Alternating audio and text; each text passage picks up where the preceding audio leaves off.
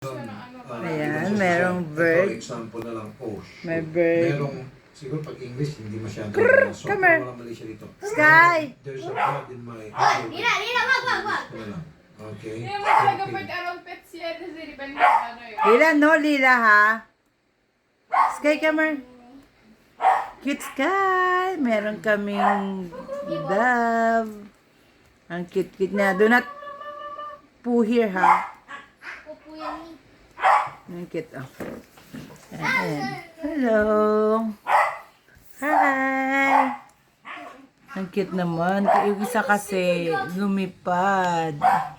Hindi, ikaw may garden. Ang cute. Nandito sa bahay namin ang bird. Ayan si Lila. Hindi po. Kasama din daw sa Animal Pro. Ayan. Ruff, ruff. Ang cute lang. Nakano lang siya. Ganyan lang. Kulang, tatae. Ayan. Ay, lakad na. Ayaw Kaya mo maglakad. siya habulin eh. Ang cute-cute niya. Oh, ayan lang. Krrr, krrr, krrr. Come. Sky, come. Gusto mo ng kasama? Ha? Esti kaya mo. Ayan, nandito siya sa bahay. Kasama si Lila. Ayan si Lila. Cute ni Lila. Sa bahay. Ang cute ni Lila. Come here. Kaya mo sa bahay. Come here dito. Na. Hindi mo talaga habulin. Hindi naman kita anuhin eh. Ito naman, napaka... Bakit yan eh? Come here na.